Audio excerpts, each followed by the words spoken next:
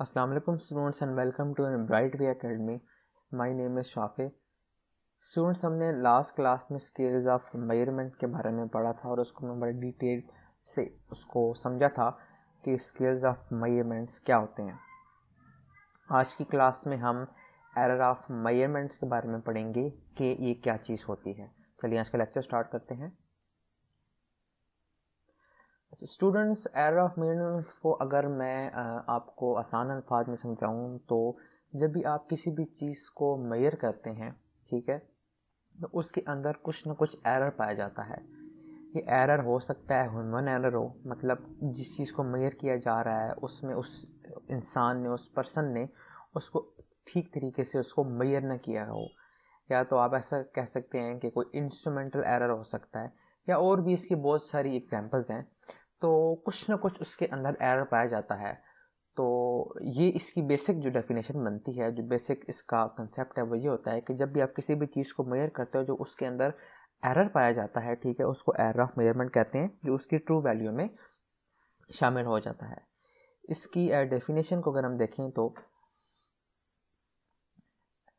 Measurement error also called observational error, कि measurement error को observational error भी कहा जाता है, is the difference between a measured quantity and its true value. जी, जो आपका एरर ऑफ मेजरमेंट होता है, ठीक है, वो आपकी ट्रू वैल्यू और जो आपकी मेजर्ड क्वांटिटी होती है उसके दरमियान जो डिफरेंस पाया जाता है, ठीक है, उसको एरर ऑफ मेजरमेंट कहते हैं।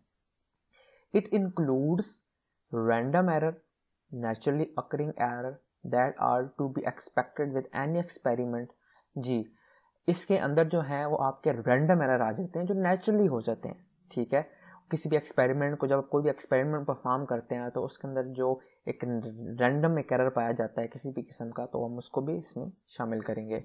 And systematic error caused by a miscalibrated instrument that affect all measurements। जी, या तो सिस्टमैटिक एरर पाया जा सकता है, ठीक है, जब आप जिस इंस्ट्रूमेंट को आप यूज़ कर रहे हो वो आपने उसको प्रॉपर यूज़ नहीं किया, या उसमें आप कोई लूप होल्स थे जिसको आपने इग्नोर किया, तो ये इसकी एक डेफिनेशन बनेगी। नीचे मैंने एक और डेफिनेशन भी लिखी हुई आपके लिए। The measurement error is defined as the difference between the true और actual value as the measured value. जी, यहाँ पे भी ये चीज़ बताई जा रही है कि जो आपकी ट्रू वैल्यू, जिसको हम एक्चुअल वैल्यू भी कहते हैं, और मेजर्ड वैल्यू के दरमियान जो डिफरेंस है उसको आप एरर ऑफ मेजरमेंट कहते हैं। The true value is the average of infinite number of measurement as the measured value is the precise value. जी, इसमें ये बताया गया कि जो ट्रू वैल्यू आपकी होती है वो आपकी एक्चुअल वैल्यू होती है, इनफाइनाइट नंबर ऑफ मेजरमेंट को रिप्रेजेंट करती है, और जो आपकी मेजर्ड वैल्यू होती है वो प्रीसाइज वैल्यू होती है जिसको आप फाइंड आउट करने जा रहे होते हैं। जी स्टूडेंट्स, ये तो इसकी थी डेफिनेशन। आगे हम देखते हैं इसे। Example, if a student weight is recorded as 60 kg। जी, अगर आप फर्ज करें कि एक कुछ स्टूडेंट्स हैं, ठीक है, उनका जो वेट है, ठीक है, जिसको रिकॉर्ड किया गया है वो 60 kg है, ठीक है, correct to nearest kilogram. His true weight in fact lies between 59.5 kg and 60.5 kg।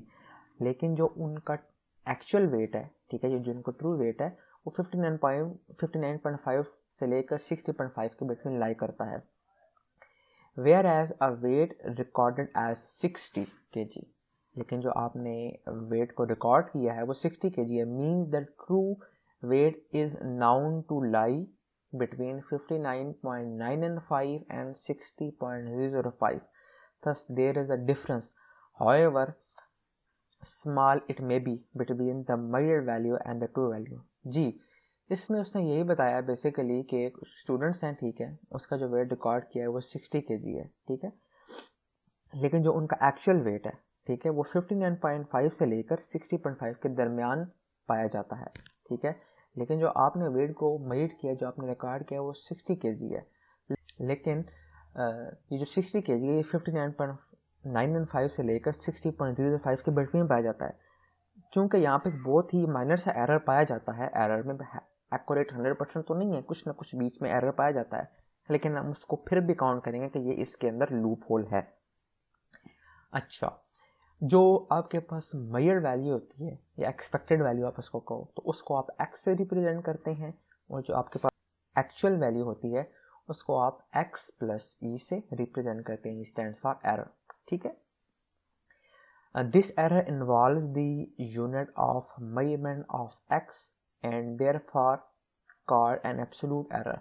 बस एब्सोल्यूट एरर होता है, उसका जो फार्मूला होता है वो x प्लस ई और बाहर इसके एब्सोल्यूट का साइन होता है। ये an absolute error divided by the true value is called the relative error. जी, रिलेटिव एरर क्या होता है? जब आप अपने एब्सोल्यूट एरर को उसकी ट्रू वैल्यू से डिवाइड करते हो, ठीक है, तो आपके पास जो है वो रिलेटिव एरर आ जाता है। बाइज्ड एरर, जी, एरर में बाइज्ड और अनबाइज्ड एरर भी पाया जाता है। बाइज्ड एरर क्या होता है? An error is said to be biased when the observer value is consistently and constantly higher or lower than the true value, ठीक है जी। मतलब बायस्ड एरर वो एरर होता है जब जो ऑब्जर्वर है, ठीक है, उसकी वैल्यू कंसिस्टेंटली और कॉन्स्टेंटली जो है वो हायर या लोअर, बढ़ या कम हो रही हो, ठीक है, ट्रू वैल्यू से, तो उसको हम कहते हैं कि ये बायस्ड एरर है। Biased error arise from the personal limitation of the observer. जी, जो ये बायस्ड एरर है, ठीक है, ये जो पर्सन है, ठीक है, जब वो मेजरमेंट कह रहा है तो इसमें उसकी अपनी लिमिटेशंस पाई जा सकती हैं कि उसने किस मेजर जो किया उसने किस इंटरेस्ट के साथ किया, उसमें एरर तो नहीं है, मतलब उसने उसको फुल फोकस के साथ किया या उसने वैसे ही उसको ऑब्जर्व कर लिया है। The imperfection in the instrument used, जी, या तो जो इंस्ट्रूमेंट यूज़ किया जा रहा है वो परफेक्ट नहीं है, मतलब एज एक्यूरेट नहीं है जितनी रिक्वायरमेंट थी, ठीक है, और some other condition which control the measurements, और बहुत सारी ऐसी किस्में, ऐसे चीज़ें जो मेजरमेंट्स को कंट्रोल करती हैं, तो इस किस्म के एरर को हम बायस्ड एरर कहते हैं। सेकंड है हमारे पास unbiased error. An error is said to be unbiased when the deviations, जी, अनबायस्ड एरर वो होता है जिसमें जब आपके पास डेविएशंस पाई जाती हैं, जब आपका जो डेटा है वो आपस में डेविएट होने लग जाता है।